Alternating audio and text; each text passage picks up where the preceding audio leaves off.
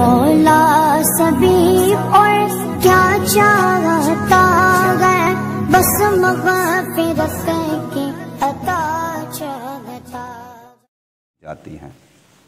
اللہ تبارک و تعالی کی توحید، محمد صلی اللہ علیہ وسلم کی رسالت اور مسئلہ آخرت، اور قرآن مجید کے اندر اللہ تبارک و تعالی نے حضور نبی کریم صلی اللہ علیہ وسلم کی عظمت کو، آپ کی رفعت کو، آپ کی شان اور عظمت کو بڑی کثرت سے اور وضاحت سے بیان فرمایا ہے۔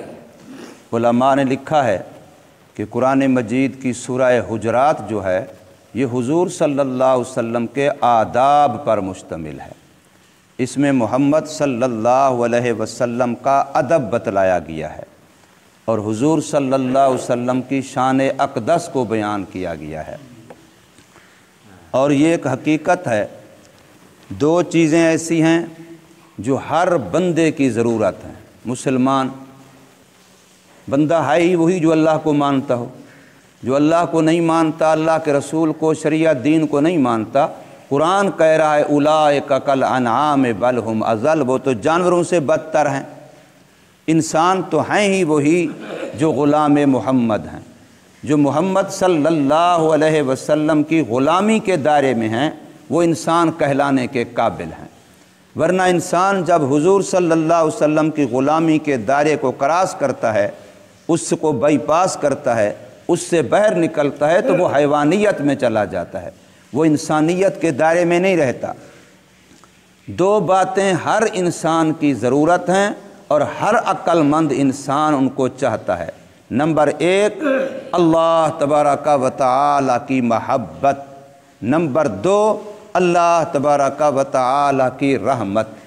یہ دو باتیں ہر انسان کی ضرورت ہیں، بشرطے کہ وہ انسان مسلمان، اللہ کو ماننے والا، چاہے وہ آج امت محمدیہ کا کوئی فرد ہے یا اس سے پہلے کسی بھی نبی کا امتی تھا۔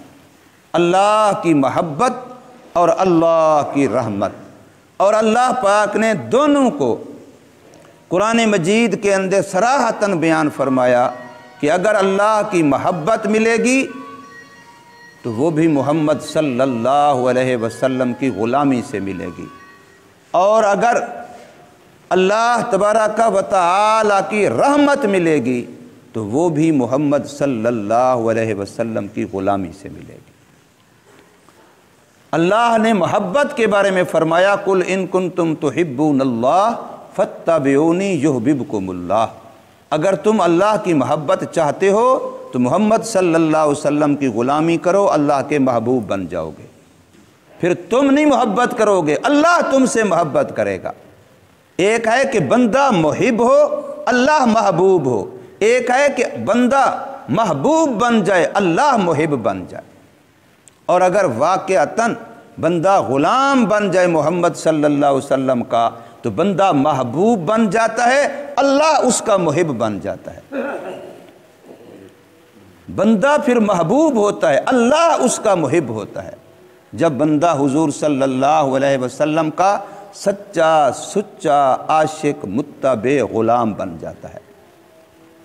اور غلامی اپنانے سے آتی ہے، غلامی اطاعت اور فرما برداری سے آتی ہے، غلامی ایک ایک ادا پر مر مٹنے سے آتی ہے۔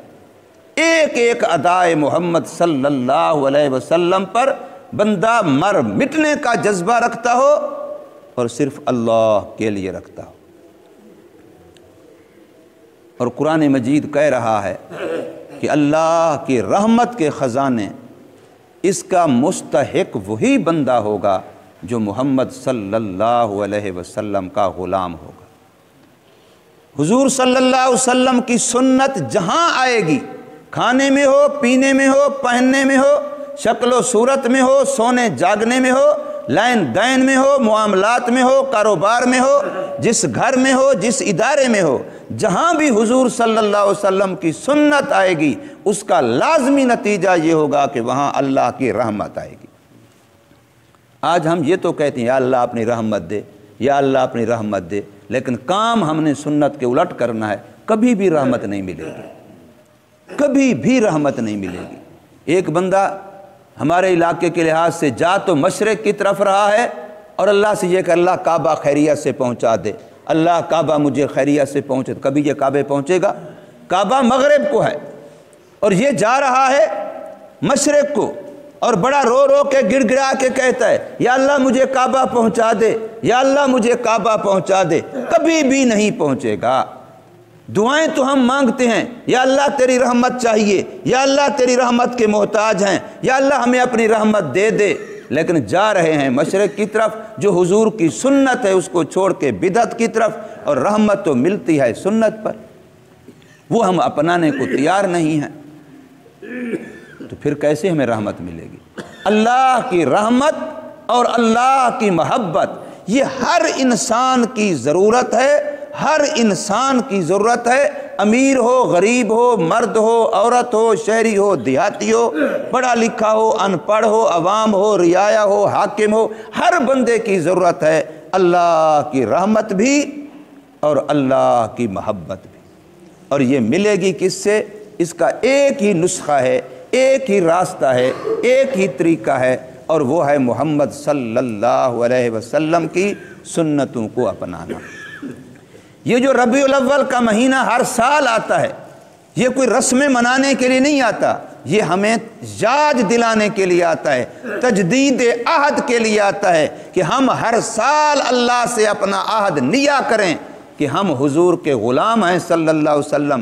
میں نے یہ سال گزارا، کتنا مجھ سے حضور کی سنتوں میں کمیاں ہوئیں، کوتاہیاں ہوئیں، قصوریں ہوئیں، سنتیں رہ گئیں، میں اللہ سے دوبارہ عہد کروں کہ اب میں اگلے سال ان سنتوں کو نہیں چھوڑوں گا۔ اسی طریقے سے ہر سال ہم تجدید عہد کرتے رہیں کہ ہم نے حضور صلی اللہ علیہ وسلم کی غلامی میں، آپ کی اتباع میں، آپ کی فرما برداری میں، اطاعت گزاری میں اور آگے بڑھنا ہے، اور آگے بڑھنا ہے، جتنی کمی کوتاہی ہے اس کو دور کرنا ہے، اس سے نکلنا ہے۔ اور اگر دنیا سے جاتے وقت ہم یہ چیز لے کے قبر میں چلے گئے، یقین جانیے قبر جنت کا باغ بن جائے گی، پل صراط پر نور ہوگا، اور میدان حشر میں حوض کوثر بھی ملے گا، اور لواء الحمد اور اللہ کے عرش کا سایہ بھی ملے گا، اور جنت کے بلند درجات اور مراتب بھی ملیں گے۔ اور اگر یہ چیز نہ لے کے گئے تو پھر سوائے حسرت کے، سوائے افسوس کے، سوائے ارمان کے، سوائے ہائے وائے کے وہاں کچھ بھی نہیں ہوگا۔ چاہے ہم یہاں عشق کے دعوے کرتے رہیں، چاہے ہم یہاں عشق کے نعرے لگاتے رہیں، یہاں ہم جلوسوں میں شریک ہوتے رہیں، بتیاں چراغاں کرتے رہیں، لیکن اگر سنت کو نہ اپنایا تو سوائے حسرت کے کچھ نہیں ملے گا۔ سنت کو اپنائیں، سنت کو اپنائیں، یہ حضور سے عشق ہے۔ عجب چیز ہے عشق شاہ محمد، شاہ مدینہ، عجب چیز ہے عشق شاہ مدینہ، اور یہی ہے عشق حقیقی کا زینہ۔ عجب چیز ہے عشق شاہ مدینہ، اور یہی ہے عشق حقیقی کا زینہ۔ ہو معمور اس عشق سے جس کا سینہ، ہو معمور اس عشق سے جس کا سینہ، اسی کا ہے مرنا اسی کا ہے جینا۔ حضور سے صلی اللہ علیہ وسلم کی عشق سے خالی نہ زندگی اچھی ہے نہ موت اچھی ہے۔ محمد صلی اللہ علیہ وسلم کے عشق سے خالی نہ زندگی اچھی ہے نہ موت اچھی ہے۔ انسان ذرا یار عقل سے بیٹھ کے کبھی سوچے تو صحیح، ایک طرف حضور صلی اللہ علیہ وسلم کے خاندان کے لوگ ہیں، قریشی ہیں، کعبہ کے متولی ہیں، کعبہ کے زائرین کے مہمان نوازی کرنے والے ہیں، ان کو اس غربت کے دور میں بھی ستو پلانے والے، ان کی مہمان نوازی کرنے والے کعبہ کے متولی ہیں، آب زمزم کے کنویں کے متولی ہیں ایک طرف، اور وہ ہیں بھی حضور صلی اللہ علیہ وسلم کے خاندان کے، کوئی چچا ہے، کوئی فلاں ہے، کوئی فلاں ہے، کوئی فلاں ہے، لیکن انہیں حضور صلی اللہ علیہ وسلم کی غلامی نہیں کی، تو آج بھی ہم ان کو رحمت اللہ، رضی اللہ نہیں کہتے، بلکہ الٹا لعنت اللہ کہتے ہیں۔ ابو جہل پر خدا کی لعنت ہو، عتبہ شیبہ پر خدا کی لعنت ہو، کہتے ہیں کہ نہیں کہتے؟ اور دوسری طرف حضرت بلال حبشے سے آتے ہیں، حضرت سلمان فارس سے آتے ہیں، حضرت صہیب روم سے آتے ہیں، صہیب رومی ہیں، عربی نہیں ہیں، سلمان فارسی ہیں، عربی نہیں ہیں، بلال حبشی ہیں، عربی نہیں ہیں، اجمی ہیں، اور نہ ان کا کوئی وہاں خاندان ہے، نہ کنبہ ہے، نہ قبیلہ ہے، نہ ووٹر ہیں، نہ ورکر ہیں، نہ کوئی کوٹھی ہے، نہ کوئی کار ہے، نہ بنگلہ ہے، نہ دھن دولت ہے۔ لیکن عجیب بات ہے کہ حضور صلی اللہ علیہ وسلم معراج پہ جا کے جنت میں فرما رہے ہیں کہ بلال تو کیا کرتا ہے؟ کہ میں نے جنت میں تیرے قدموں کی آہٹ سنی ہے۔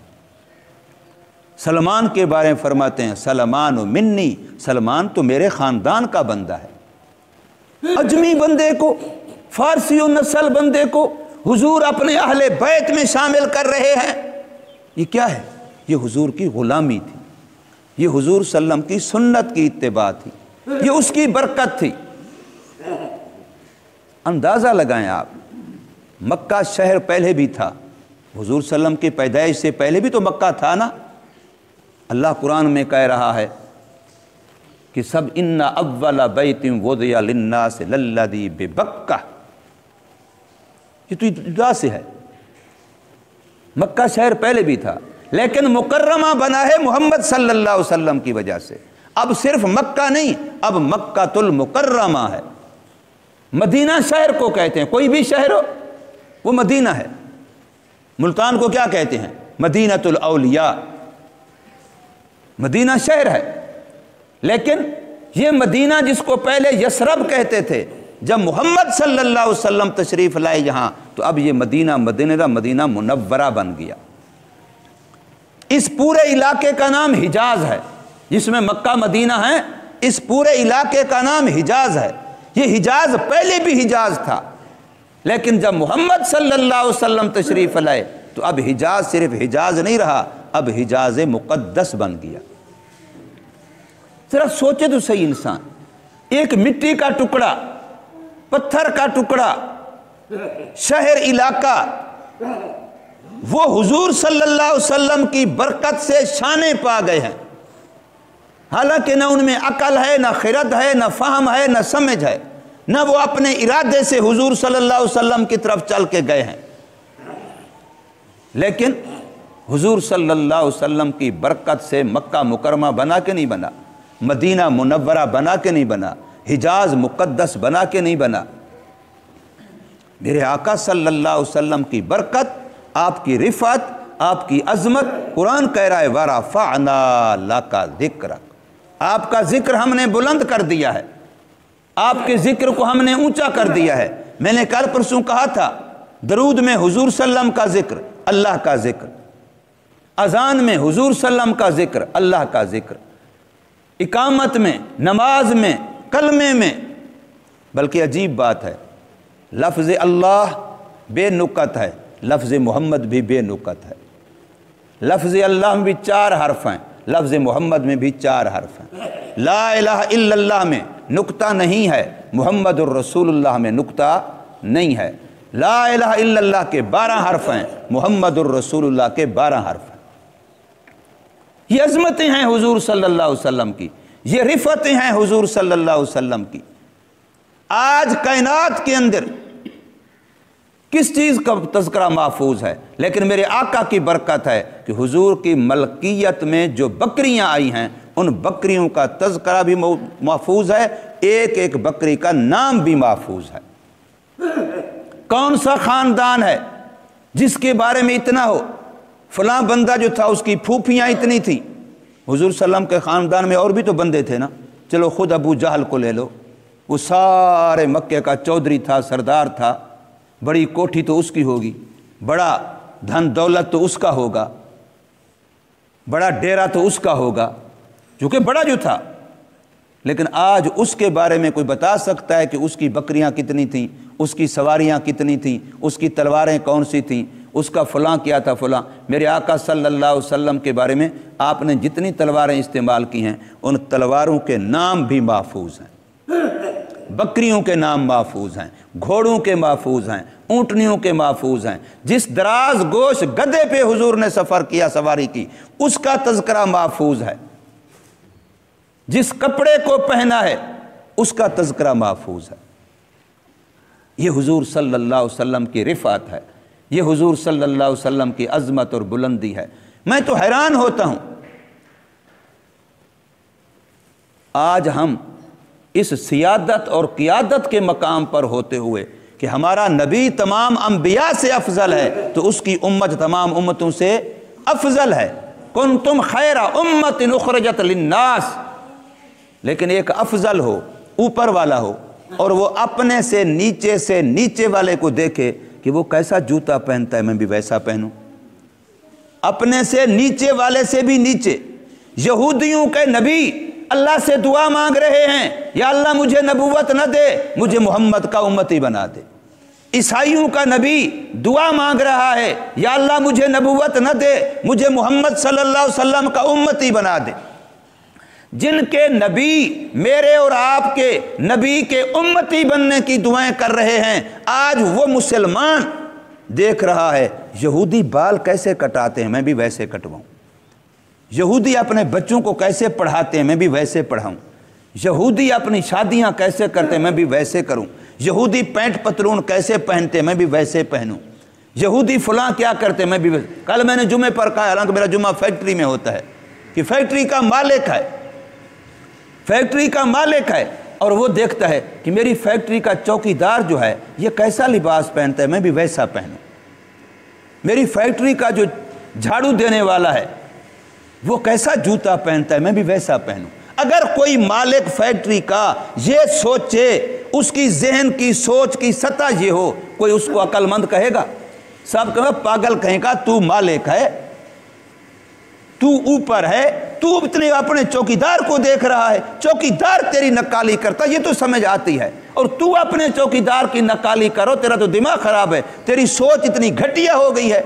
آج مسلمان کی سوچ اتنا گھٹیا ہو گئی ہے کہ وہ یہودیوں کی غلامی کو فخر سمجھتا ہے، عیسائیوں کی غلامی کو، حالانکہ وہ میرے اور آپ کے پاک پیغمبر صلی اللہ علیہ وسلم کے غلاموں کے بھی غلام ہیں، اور ہم ان کی غلامی کر کے اپنی شان کو کتنا گھٹا رہے ہیں۔ اللہ نے مجھے آپ کو تو سیادت و قیادت کا مقام دیا ہے۔ میرے آقا صلی اللہ علیہ وسلم فرما رہے ہیں، انا سید ولد آدم، میں پوری اولاد آدم کا سردار ہوں۔ یہ حضور صلی اللہ علیہ وسلم فرما رہے ہیں، انا سید ولد آدم، میں پوری اولاد آدم کا آقا ہوں، پوری اولاد آدم میرے محتاط میرے پیچھے ہے، میں پوری اولاد آدم کا آقا اور سردار ہوں۔ تو ہم سردار کے امتی، ہم اتنی عظمتوں والے نبی کے امتی، ہمیں تو سر اٹھا کے چلنا چاہیے۔ وہ ہمارے پیچھے ہیں، ہم ان کے پیچھے کیوں جائیں؟ کتنا ہم زیادہ آج یہودیوں کی نقالی کر رہے ہیں، عیسائیوں کی نقالی کر رہے ہیں، تہذیب میں، تمدن میں، رہن سہن میں، لین دین میں، کلچر میں، حتیٰ کہ انگلش کا کوئی سیدھا الٹا لفظ وہ جو بولیں گے ہم فخر سے پھر اسی کی نقالی کوشش کریں گے، انہوں نے ایسے بولا ہم بھی ایسے بولیں، اگرچہ وہ غلطی کیوں نہ ہو۔ تو یہ ہماری کیفیت یہ کیا بتلاتی ہے کہ ہم اپنے پیغمبر صلی اللہ علیہ وسلم کی تعلیمات سے اور ان کی سنتوں سے دور چلے گئے ہیں۔ اگر ہم حضور صلی اللہ علیہ وسلم کی سنت کو اپنا لیں، آپ صلی اللہ علیہ وسلم کے طریقے کو اپنا لیں، تو مشہور واقعہ ہے کہ جنگ ہے، کئی دنوں سے جنگ کافروں کے ساتھ لگی ہوئی ہے، جیتی نہیں جا رہی، مسلمان مشورہ کر رہے ہیں، یہ مشورہ نہیں کرتے ہمارا اسلحہ کیا ہے، ہمارے گھوڑے کیا ہیں، ہماری تلواریں کیا ہیں، ان کے بارے میں نہیں سوچتے، یہ ہیں کہ ہم سے حضور صلی اللہ علیہ وسلم کی کون سی سنت چھوٹ رہی ہے، اور سنت پر عمل کرتے ہیں، صرف مسواک کرنا شروع کرتے ہیں۔ اوہو سفر کی وجہ سے، جہاد کی وجہ سے ہم تو مسواک نہیں کر سکے، اب سارے مسواک کرنا شروع کرتے ہیں، تو بغیر جنگ کی یہ دشمن میدان سے بھاگ جاتا ہے۔ یہ سنت کی برکت، ایک ادنا سنت کی اتنا برکت ہے کہ کفر تیرے سامنے ٹھہر نہیں سکتا، بے دینی تیرے سامنے ٹھہر نہیں سکتی۔ تو اگر ہم مکمل سنتوں کو اپنا لیں تو پھر کیا ہوگا، کتنی برکتیں آئیں گی، کتنی رحمتیں آئیں گی۔ اس لیے میرے بھائیوں، یہ مہینہ مجھے اور آپ کو اس بات کی یاد دہانی کراتا ہے کہ خدا کے لیے حضور صلی اللہ علیہ وسلم کی سنتوں کو اپنائیے۔ اچھا، اگر پانی کا گلاس ہم سنت کے مطابق پی لیں، 5 सुन्नतें बताई जाती हैं, अगर उन 5 का लिहाज रख के पी लें तो क्या हमारे पेट में मरोड़ हो जाएगी? 5 सुन्नतें सिर्फ पानी के एक घूंट के पीने में, अगर हम इसका लिहाज रख लें कितना बड़ा। सोते तो वैसे हैं ना, तो सोते हुए अगर हम सुन्नत तरीके का लिहाज रख लें, खाते तो वैसे हैं, खाने में अगर सुन्नत तरीके का लिहाज रख लें, ये लिबास पहनते भी हैं उतारते भी हैं, जूता पहनते भी हैं उतारते भी हैं, मस्जिद से बाहर निकलना भी है आना भी है, तो अगर हम इन छोटी छोटी बातों में हुजूर सल्लल्लाहु अलैहि वसल्लम की सुन्नत का लिहाज रख लें, कोई इस पर रुपया पैसा खर्च होता है, कोई और इजाफी वक्त लगता है, वही वक्त लगता है जो काम वैसे करते हैं, लेकिन कितना रहमतें आएंगी, कितना बरकतें आएंगी, कितना अज़मतें मिलेंगी, कितना शानें मिलेंगी, कितना हुजूर सल्लम का कुर्ब मिलेगा, हम सोच ही नहीं सकते। हुजूर सल्लम की सुन्नत को अपनाइए और साथ दरूद शरीफ का एहतमाम कीजिए, जितना हो सके ज़्यादा से ज़्यादा दरूद पाक से अपनी ज़ुबान को तर रखिए। ये असल में हुजूर का मिलाद ये है, हुजूर सल्लल्लाहु अलैहि वसल्लम के मोहब्बत का तकाजा ये है कि हुजूर सल्लल्लाहु अलैहि वसल्लम पर दरूद पाक कसरत से भेजा जाए। मेरे आका फरमाते हैं, क़यामत के दिन मेरे सबसे करीब मेरा वो उम्मती होगा जिसने मुझ पर दरूद सबसे ज़्यादा पढ़ा होगा। क़यामत में जन्नत के अंदर सबसे मेरे करीब मेरा वो उम्मती होगा। इन्ना औलन्नास भी यौमल क़ियामह अक्सरहुम अलैया सलाता, क़यामत के दिन मेरे सबसे ज़्यादा करीब मेरा वो उम्मती होगा जिसने दरूद पाक मुझ पर सबसे ज़्यादा पढ़ा होगा। अल्लाह तबारक व तआला हमें समझ नसीब फरमाए।